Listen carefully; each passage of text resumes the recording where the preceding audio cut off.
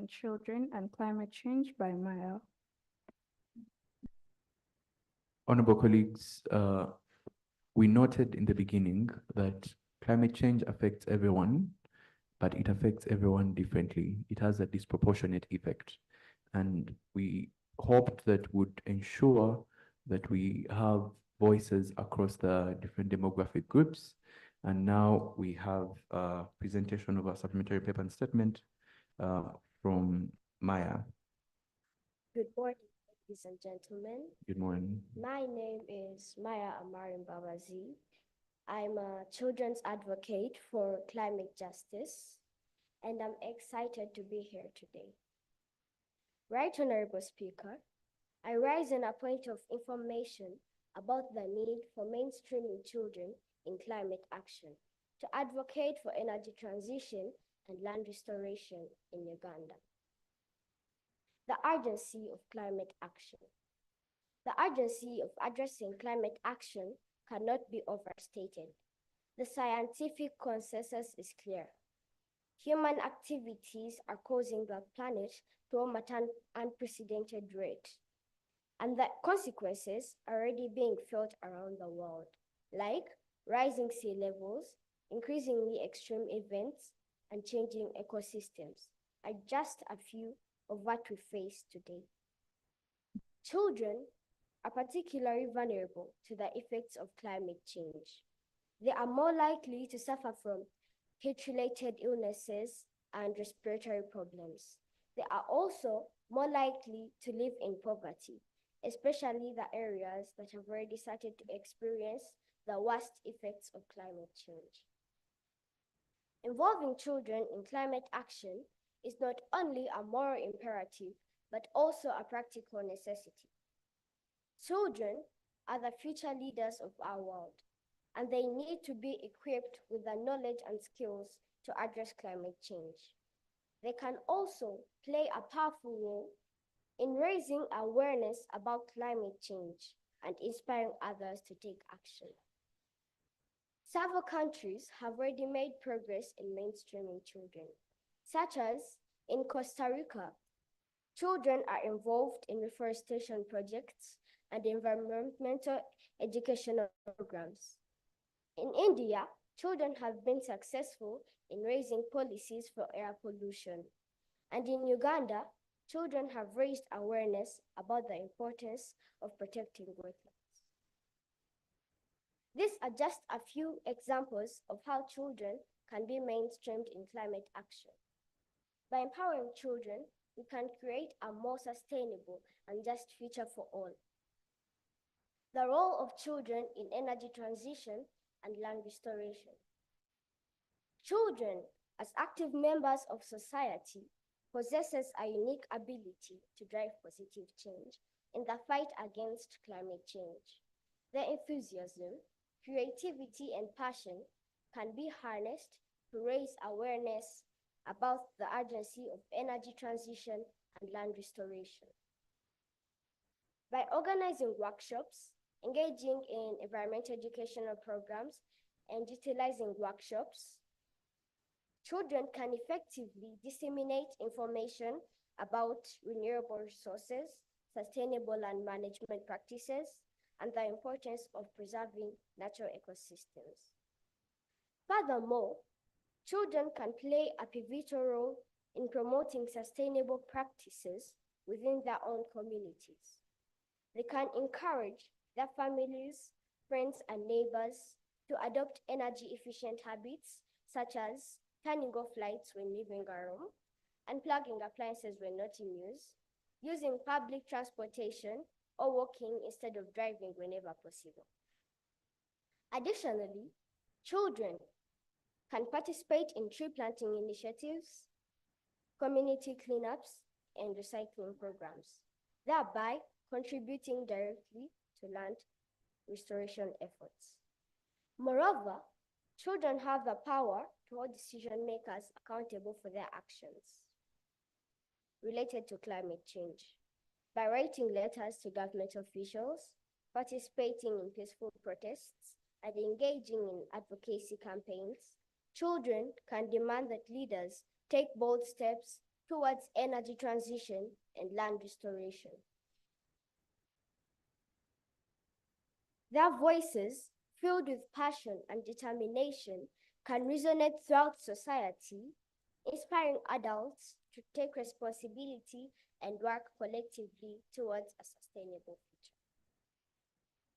I therefore want to recommend to this House that policymakers should develop and implement comprehensive policies that prioritize children's participation in climate action. This can include establishing national climate change education frameworks, integrating climate change into school curricula, and providing funding for climate-related extracurricular activities. Additionally, governments should create safe and inclusive spaces for children to engage in climate decision-making processes, such as through youth councils and climate forums. Educators should equip children with the knowledge, skills, and values necessary to address climate change. This involves integrating climate change education into all levels of learning, both primary and secondary, and ensuring that teachers have the necessary training and resources to teach children about climate change.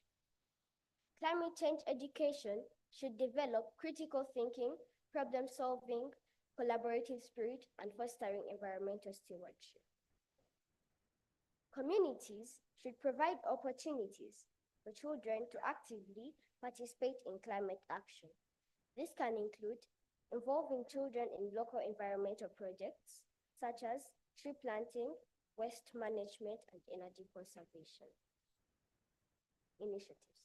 Additionally, communities can support children's leadership by recognizing and celebrating their contributions to climate action and providing platforms for them to share their ideas and solutions.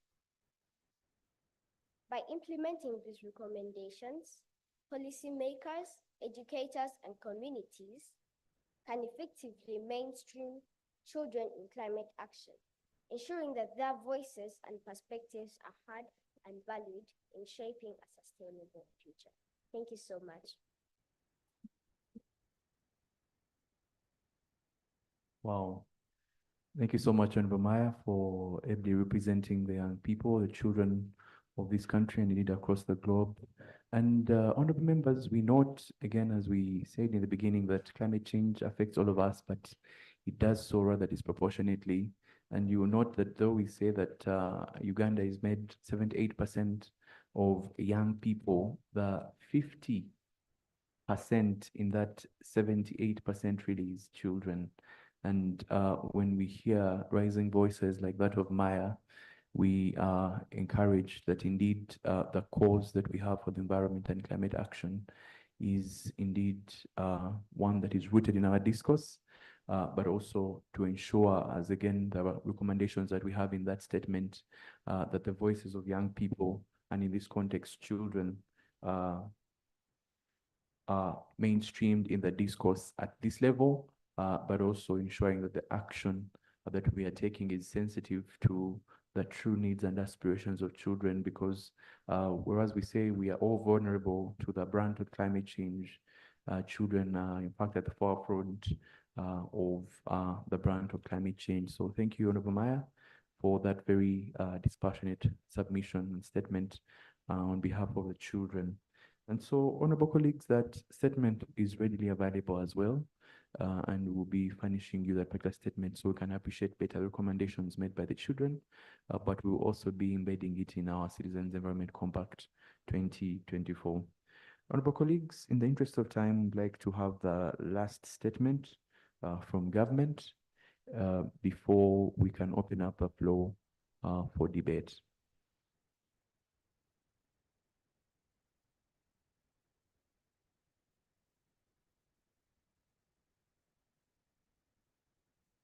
Okay, I thought that the representative from government was on a standby because these matters that have arisen from the presentation all the way from the EP Secretariat to Akina Mama of Africa and Gaio, and now from Maya, it would be prudent before we delve into the conversation on those issues to have a statement from government. Maybe you get from the commissioner, from the Ministry of Water and Environment, just his take on what we have had so far from the honorable members, and then we can open up the floor to debate.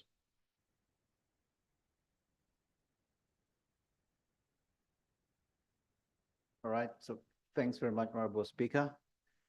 Good morning, honorable colleagues.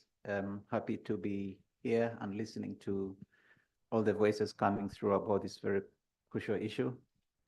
But first, let me take the opportunity to thank you, Honorable Speaker, and the entire members for putting all this together, because each voice matters. And as you eloquently and loudly heard from Akina Mama wa Africa, actually, I know Akina Mama wa Africa, but I didn't know that they have a voice around climate change issues. I only knew them around feminist issues. So that's progress. So from Akina Mama wa Africa to Jemima, who also very strongly and loudly put forward very critical issues that affect the local communities, and to the very lovely messages from the Honorable Maya, which kind of makes most of us very guilty. Very guilty because the discourse around this is kind of, we have done enough damage on our part and we need to leave something for the children. So I think this raises lots of consciousness, but also raises lots of interest to show how collective action must work.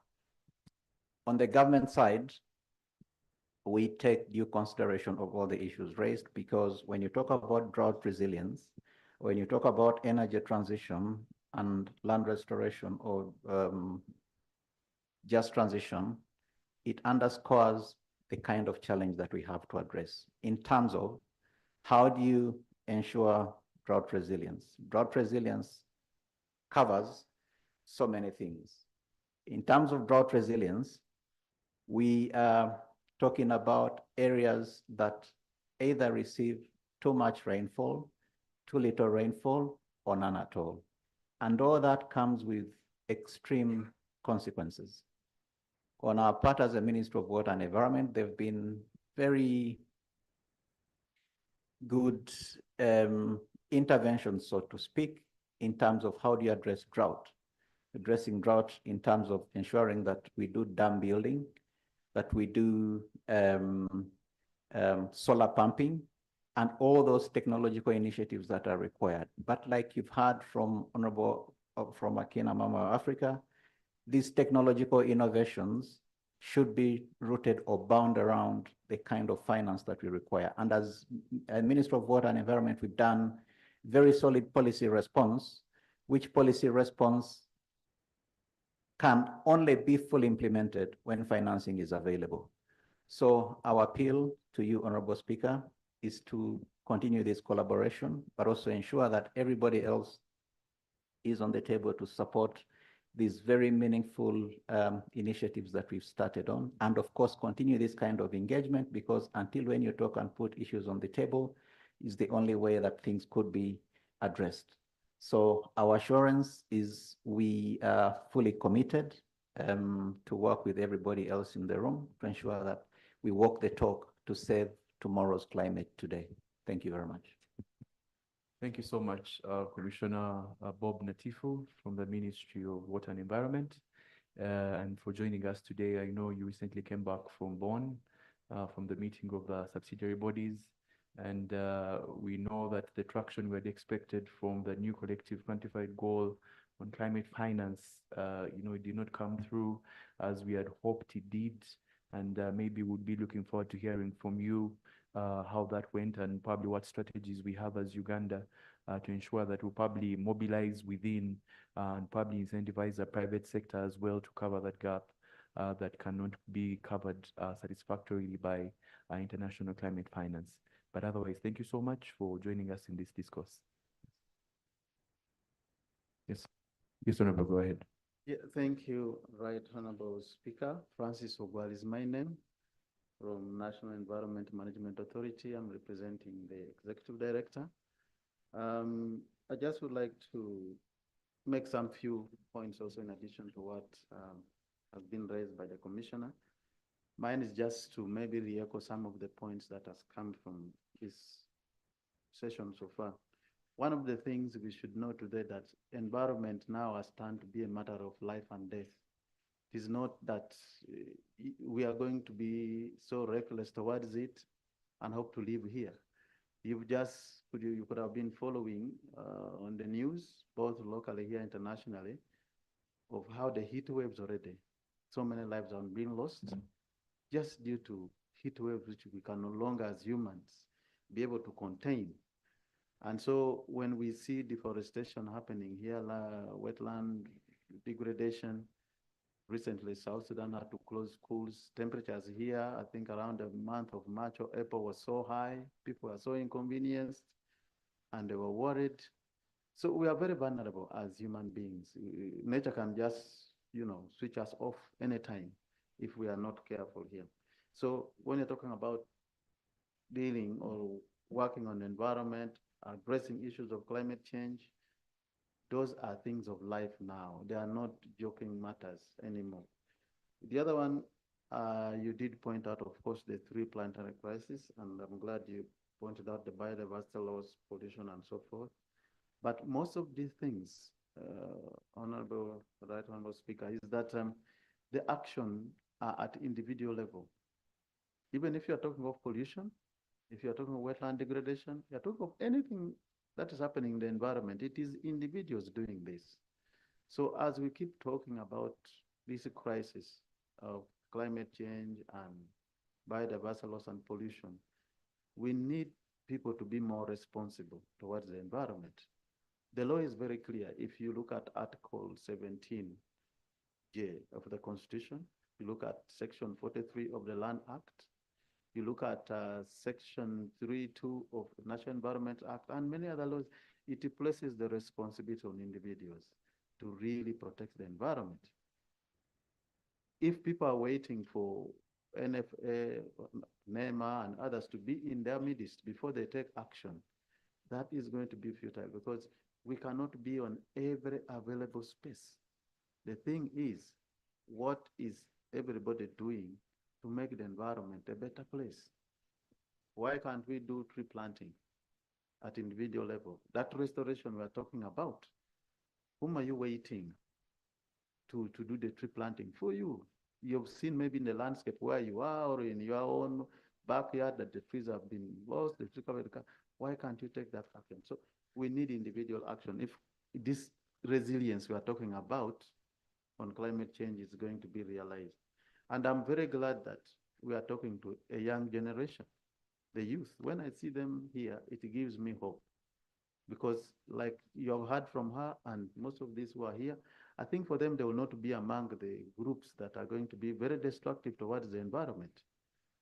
So we need to take advantage of this huge population that we have, the youth, the children. 72% or more? If we can get all those ones to take action on environment, we would be making a lot of strides. So as we talk in webinars, in Zoom meetings and everything, let's not forget to go down on the ground, get our hands dirty, do the tree planting every day. The thing about, I want to compare something about youth and, environment and gender and women. When this government came into power in 1986, the issue of women, gender, what was said at almost every meeting, and then even the emancipation took another stage. The girl child was given 1.5. Today we see that there's big improvement on the women or on the girls. Now, why don't we do the same on environment? Why did we start on environment and switch off? And yet, that is where we live. That is where we derive everything we need. The environment is destroyed, we cannot be here. It is simple. So those are some of the things I wanted to add. With the increase in population, Right Honorable Minister, Speaker, I think things are going to get more complicated.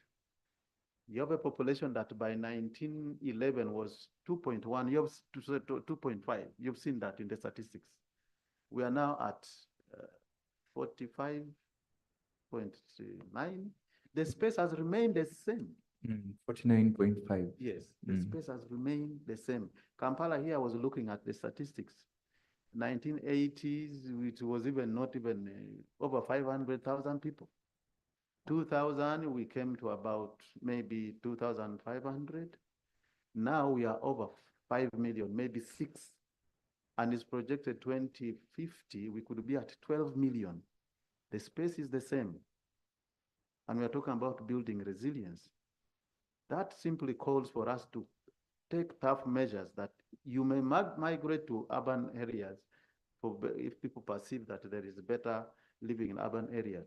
But there should be places within the urban areas that people are not allowed to settle in. Because then if you say because they have come, they have to settle here, they have to settle, there will be nothing like a green space. Only these buildings. Can these buildings you see in the city give us protection against adverse impacts of climate change? So those are things I wanted to add. Thank you, Chair. Honorable Right Speaker. Thank you so much, Honorable Francis Ogwal from the National Environment Management Authority. And we do recognize that the National Environment Management Authority is an integral component in our response to the planetary crisis, but also as a mandated body to, again, ensure that we have environmental stewardship in Uganda through policy and monitoring, but also in attracting the requisite finance. And in your personal capacity, Honorable Francis Ogwal, I would like to commend the amazing work you've been doing. I first came to the knowledge of the work you were doing when you were co-chair of the Biological Convention and representing Uganda very ably, really, really humbled, but also on the literature that you have been able to, again, work on to speak again on these issues that are very pertinent to our conversation today. So thank you in your individual capacity, but also in the representation you have of Dr. Kankwasa from the National Environment Management Authority. And I'm certain that, honorable colleagues, you have noted down some of the pertinent issues that you'd like to bring to the attention of this honorable House. And I would like to open the plenary and open the debate. We've had, again, a plethora of presentations, and the last statement from Honorable Bob Natifu, and Honorable Francis Ogwal. Maybe before I do so, I should maybe get one more statement. Oh, two. Okay, so I will, in the interest of time, give you 5 minutes tops, so I can allow the honorable colleagues to also deliberate. Okay, thank you, Honorable Speaker. I'm not so sure whether the echo is from, yes, thank you, Honorable Speaker, and thank you, honorable members. Thanks for convening us. We really appreciate. And my name is Issa Katwesige. I work as Assistant Commissioner for Forestry in the Ministry of Water and Environment. And I will not dwell so much on what my senior colleagues have already submitted to, but I also want to re-echo my appreciation for the submissions that have been made so far. And picking from where Honorable Natif and Ogwal have stopped, I also wanted to emphasize the fact that the room is occupied by the young people, because these are people that are going to occupy the spaces that we are currently holding, and we believe that we should actually be able to safely hand that over. But just cutting across through the submissions, I want to bring out the issue of what we are doing as a ministry, as government, in terms of the advantage that we enjoy, that we actually do the planning for everyone else. We set national targets, national commitments on your behalf, on behalf of the constituents, the people that we represent, hoping that at some point we should be able to have that critical mass that believes in these commitments. And like earlier said, yes, looking at issues to do with energy transition, looking at adopting to the impacts of climate change and trying to live within and also mitigating the damage. I also concur with the Right Honorable Chair of the Committee on Conservation of the Parliamentary Forum on Conservation about the need for this House to push for allocating resources mainly to do the prevention rather than putting more to disaster response, because it's always more expensive to address disasters than it is to prevent. And I also want to concur with the honorable submission earlier in terms of regarding the issue on when it comes to responding to damage, that actually when it comes to allocating resources, that it's not really, it doesn't make that commercial sense, but then the economic, the social impact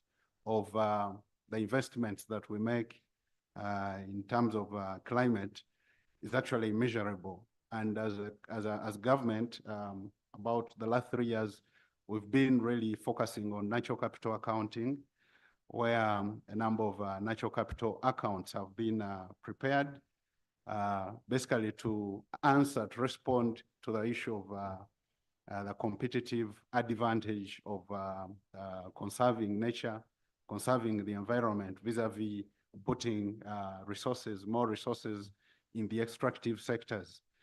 We have a forest resource account looking at how much is contributed, given that we have to a greater extent a non-monetary economy, especially when it comes to our rural communities, but looking at how much we depend on nature, how much does that compute in terms of what we do, in terms of what people pick from these resources. And then on the other part, there is the forest ecosystem account, looking at mainly the regulatory contribution of nature to humans, like not just limited to forests, but also wetlands and nature as overall. And regulatory, I mean, in terms of pollination, erosion control, and the things that are quite difficult to compute. And as I also conclude, I want to mention that, yes, there is a huge importance for us to commit to self-regulation. We've tried, of course, just like the Lord's Prayer has been here for so many years. And for those of us who go to the mosque, there is Al-Fatah, about 1,400 years. These are prayers that are recited every day. We cannot tire from repeating the need for self-regulation, the need to conserve. While we even do tree planting interventions, we are looking at the need for us to, to conserve what is already there. The interventions like maintaining diversity through farmer-managed natural regeneration, but then also making it a point that we protect and educate as much as we can, such that we don't have to police, because it's not possible for government to police every inch of this country. But self-regulation is the most sustainable, as we derive the benefits that come from conservation, either through the tangible benefits or through the nature-related convenience that comes along with it, and the need to maintain diversity of this country, which is a beauty that we all enjoy. As a country, we have over 400 indigenous species of trees.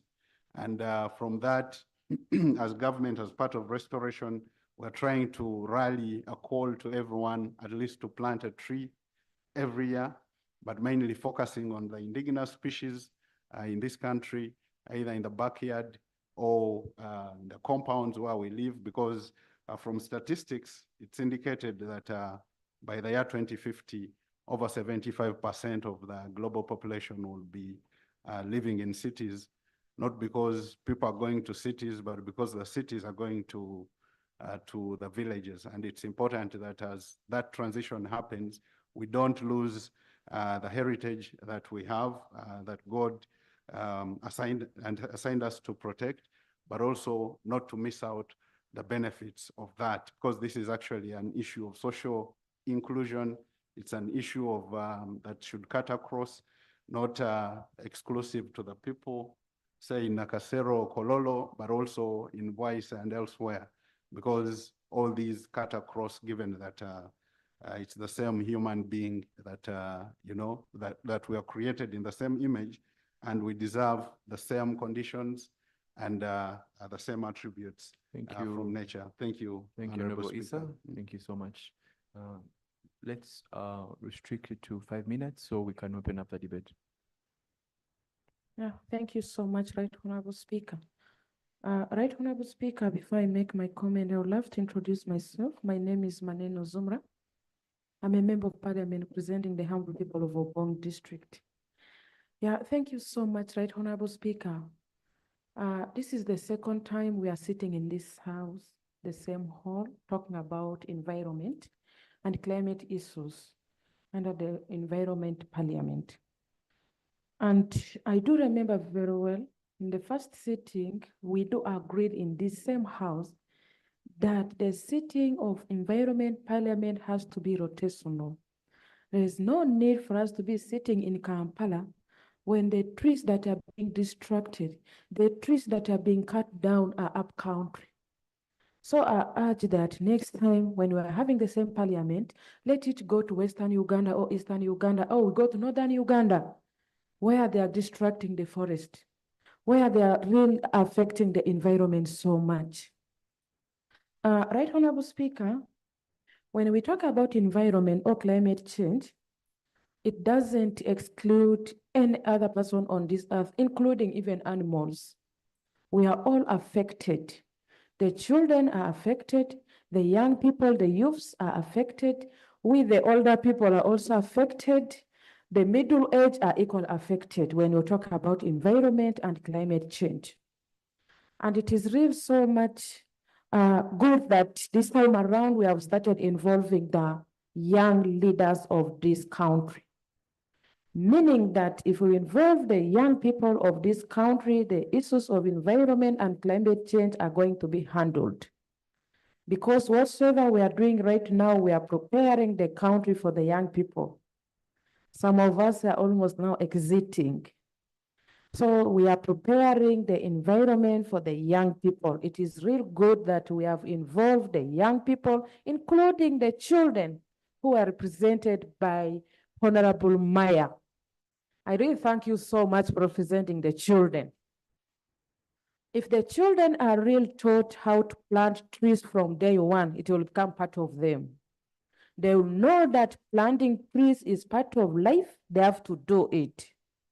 And if they are not prepared for that, meaning we are not having the best generation in future. It's good that people have involved the children and the young people.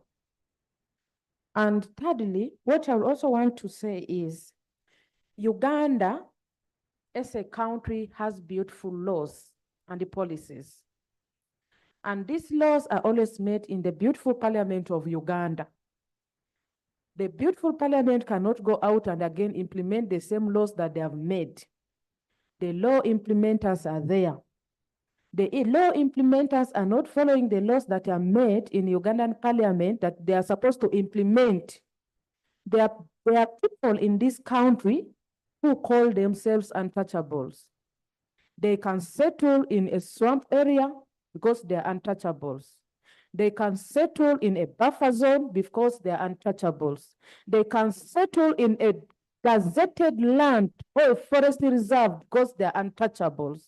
They can go and destroy the forest in the names of coming up with the timbers because they are untouchables. For how long are we going to observe the untouchables in this country when they are destroying the country? Why are we not implementing the laws to its docket? Why are we not implementing these laws that are made in this parliament? Sometimes it is really absurd when you see a swamp area and you gazette it for a industry. It is a swamp area. This is a buffer zone that was gazetted when we were planning for this city. There were some areas that were buffer zones that are not supposed to be settled in. And we have accepted the untouchables to put up factories, which is affecting the environment. Right, Honorable Speaker?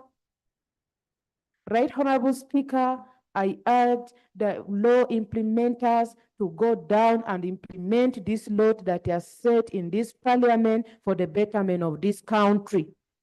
I do sit on climate change committee. There are so many issues in this country as far as climate is concerned. Recently, my committee went to Kanungu. In Kanungu, they're planting trees. Kanungu is a very beautiful district with a lot of trees. Those are not government trees. Let us encourage the community to have their private forests that they plant for us to have a better country. I thank you so much. I'm always happy whenever I meet these young people because I know the country belongs to them. Thank you so much. Thank you so much, Honorable Zuhra. Again, you raise a very pertinent issue on enforcement. And in the recent past, the media has been awash with some enforcement undertakings, and the conversation has been, why are we having selective implementation and execution? If we are implementing in Lubiji, we should do the same in Namamve and in the other areas across the country, because everyone, again, as our constitution notes in Article 21, everyone is equal before and under the law. So if we are enforcing the law and we are committed to doing so, we should do so for everyone without fear or favor. Thank you so much, Honorable Zuhra. And please send our regards to Honorable Songa, the chairperson. He's been very kind as well to us every time we engage him on matters environment parliament.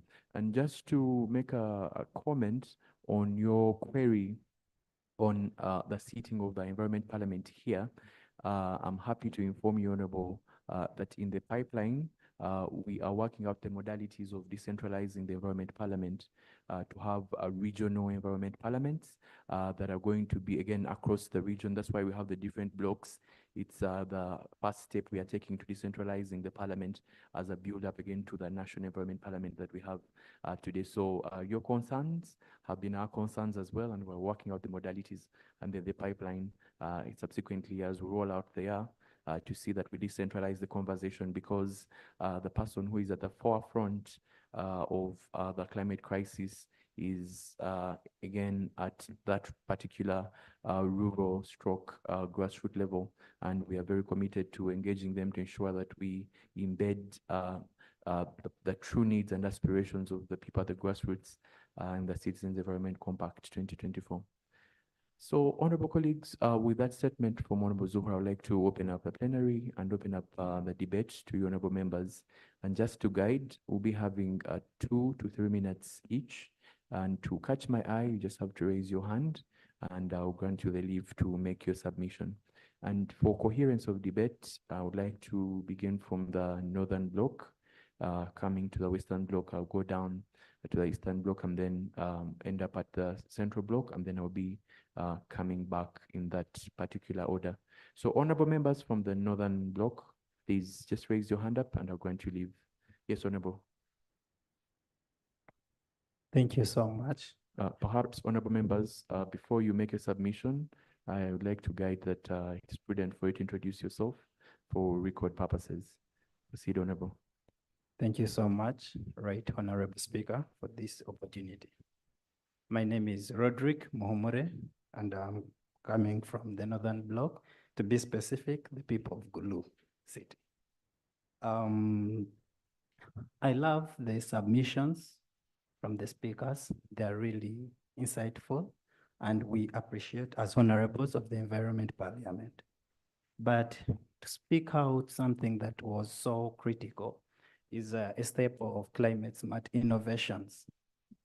Right Honorable Speaker, allow me note that whereas every time in the Environment Parliament, in awareness sessions, we are crying for climate funds from the global north, every time the global south is begging. Yet we have a resource of the climate smart innovations by the Ugandans, by the Africans, which we have not included in our work plans presented from the papers, which we have not heard from government willing to support. Yet the young people are innovating. And how do you expect them to keep on developing their innovations if at all we do not support them? I believe it's high time that we, civil society, working with government, focus on climate smart innovations, climate smart agriculture.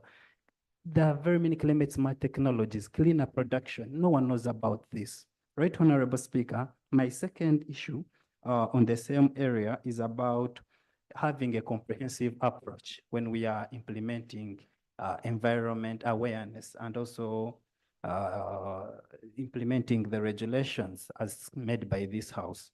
Allow me note that whereas we are implementing, let's say, life on water, SDG life on water and SDG on climate change, such as the recent Lubigi evictions, we always have to cause side effects which affect other SDGs, such as good welfare, community living, and others, and such as poverty and hunger.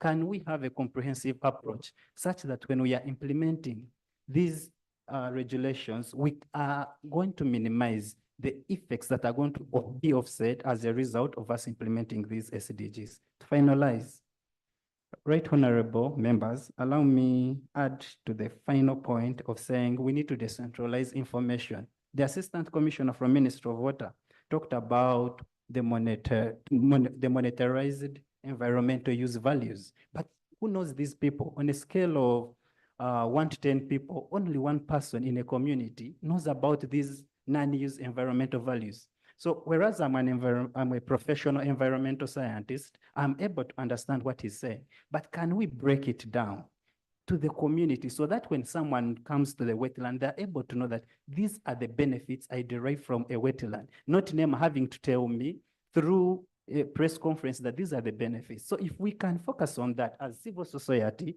and also government, we as honorables, we shall always advocate for it. And I think we shall not give up, just like the way you stated from the Lord's Prayer. And I wish you very good discussions. Thank you. Thank you so much, Honorable Roderick.